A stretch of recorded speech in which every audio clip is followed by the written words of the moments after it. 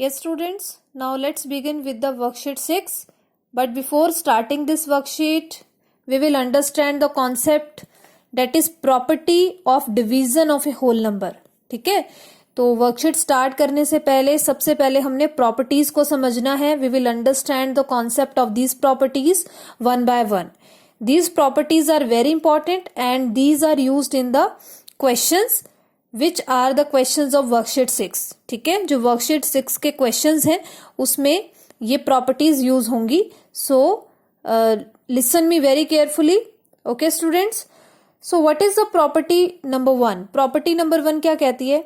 If two whole numbers are divided, अगर दो whole number को divide किया जाए यानी कि आपस में उनकी division करवाई जाए, ठीक है, देयर कोशंट जो आंसर होगा यानी कि जो कोशंट है जिसपे वो डिवाइड हो रहा है, एक तो होता है बेटा रिमाइंडर जो लास्ट में नीचे बचता है रिमाइंडर, एक होता है कोशंट जिसपे वो डिवाइड हो रहा है. मे और मे नोट बी, ठीक है, मे हो सकता है, मे नोट नहीं भी हो सकता. क्या नहीं हो सकता? मे नोट बी होल नंबर. जो क्वेश्चन है वो होल नंबर हो भी सकता है और नहीं भी हो सकता. बात समझ में आई? इसको प्रैक्टिकली मैं करके दिखाऊंगी. देखो क्या कह रहा है ये.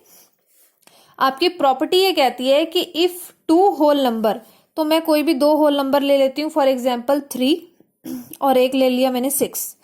इनको मैं आपस में डिवाइड करवा देती हूँ. ठीक है, तो यहां तक तो यही बोला है कि if two whole number are divided, ठीक है, अगर इनको डिवाइड करवाया जाए, देयर क्वेश्चन मे और may not be a whole number. तो अब देखते हैं इसको डिवाइड करके क्या बनता है. 3 जो है बेटा उसको हमने ऊपर लिखना है न्यूमरेटर में, जो डिवाइड के बाद वाला है ऑलवेज वो नीचे जाता है डिनोमिनेटर में. 3 1 जा 3, 3 2 जा 6, सो दिस बिकम 1/2. अब जो 1/2 है क्या वो होल नंबर है? No, this is not a whole number. ठीक है ना, होल नंबर तो आपका 1 है, लेकिन 1 का आधा यानी कि 1 का half, this is not the whole number. Clear? तो यही आपको प्रॉपर्टी में बताया गया है. अगर दो होल नंबर आपस में डिवाइड होते हैं तो उसका जो आंसर है बेटा, जो क्वोशिएंट निकल के आता है, वो आपका होल नंबर हो भी सकता है और नहीं भी हो सकता. जो इस केस में आपने देखा ये फ्रैक्शन की फॉर्म में आ रहा है, this is not a whole number. Clear? तो ये आपकी फर्स्ट प्रॉपर्टी थी. Now the second property. Second property क्या कहती है? A number divided by itself gives the quotient as 1. A number divided by itself, again I repeat, a number divided by itself यानी कि number अपने आप से divide हो रहा है, इटसेल्फ. ठीक है, तो क्या होगा आगे? Gives the quotient as 1. तो वहां उस केस में जो क्वोशिएंट होगा, आंसर होगा, वो 1 होगा. अगर एक नंबर अपने आप से डिवाइड हो रहा है, for example I am taking 11 जो है वो अपने आप से डिवाइड हो रहा है यानी कि 11 से डिवाइड हो रहा है. तो इस केस में अगर हम इसको देखें किस तरह से डिवाइड करेंगे, 11/11, 11 1 जा 11, 11 1 जा 11. तो 1/1 क्या होता है? 1 ही होता है.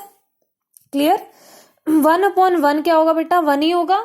ठीक है, तो ये क्या आपके पास क्वोशिएंट है. तो यही आपको बोला गया है कि अगर एक नंबर अपने आप से डिवाइड हो रहा है, सेम नंबर से डिवाइड हो रहा है, तो उस केस में जो क्वोशिएंट होगा वो आपका 1 होगा. क्लियर? उस केस में जो क्वोशिएंट बनेगा वो 1 बनेगा. So this is the second property. Now move on to the third property. Now what is the third property? A number divided by 1 gives the quotient as the number itself. I repeat, a number divided by 1. A number divided by 1, अगर कोई भी number है वो divide हो रहा है 1 से, ठीक है, अ नंबर डिवाइडेड बाय 1 से पहले तो हम एक नंबर को डिवाइड करेंगे, उसके बाद क्या होगा? Gives the quotient. Obviously quotient हमें मिलेगा.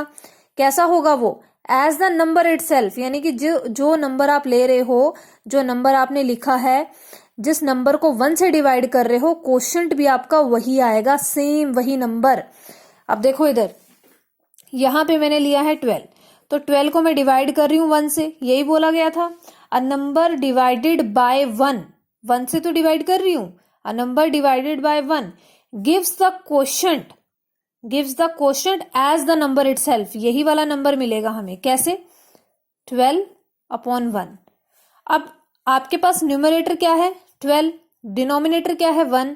तो जब भी डिनोमिनेटर में 1 हो आप उसको इग्नोर कर सकते हो, उसको आप 12 भी लिख सकते हो। ठीक है, ये मैंने आपको पहले भी बताया था। लेकिन 1/12 जो है वो आपका 12 नहीं लिखा जा सकता, ये गलत हो जाएगा। 12 के नीचे 1 है यानी कि डिनोमिनेटर में 1 है तो उसको हम 12 ओनली 12 लिख सकते हैं। तो यही आपको बोला गया है कि अगर किसी नंबर को 1 से डिवाइड करेंगे तो सेम नंबर आपको मिलेगा, दैट इज 12। ठीक है, वही क्वोशंट होगा। जिस नंबर को आप 1 से डिवाइड कर रहे हो सेम नंबर आपको एज अ क्वोशंट मिलेगा। ठीक है, so this is the third property. Now move on to the fourth property. What is the fourth property here? A multiplication fact of two distinct and non-zero whole numbers give division fact. I repeat, a multiplication fact of two distinct means different. ठीक है, क्या different? Multiplication fact of two distinct यानी कि different and non-zero whole number, दो अलग अलग whole number हो लेकिन वो non-zero हो। अलग अलग यानी कि डिफरेंट। ठीक है, डिस्टिंक्ट का मतलब होता है बेटा डिफरेंट, अलग अलग नंबर लेना, और ऐसे नंबर जो नॉन जीरो हो, लिखा है ना यहाँ पे नॉन जीरो होल नंबर होने चाहिए, यानी कि 0 को छोड़ के 1 2 3 4 whatever you can take. ठीक है, 0 को आपने इग्नोर करना है। नॉन जीरो मीन्स 0 को छोड़कर जितने भी नंबर हैं that are non zero. Clear? तो अगर आप ऐसा कोई नंबर लेते हो और आपस में उसको मल्टीप्लाई करवाओगे, गिव्स डिवीजन फैक्ट, तो डिवीजन फैक्ट आपको मिलेगा। एग्जाम्पल के थ्रू मैं आपको एक्सप्लेन करूंगी। देखिए, एक नंबर मैंने ये लिया है 4, दूसरा नंबर लिया है यहाँ पे 5। ये दोनों क्या है? Non zero. और इसकी अगर मैं मल्टीप्लीकेशन करवाती हूं सो आई विल गेट 20। ये मेरे पास क्वेश्चन है, इसका मैं डिवीजन फैक्ट बना सकती हूँ। Division fact in the sense कि अगर 20 है बेटा, 20 को अगर मैं इधर लिख लूं और इसको मैं डिवाइड कर दूं 5 के साथ, ये वाले के साथ। ठीक है, सो आई विल गेट 4। ठीक है, I will get 4। If 20 divided by 5 I will get 4।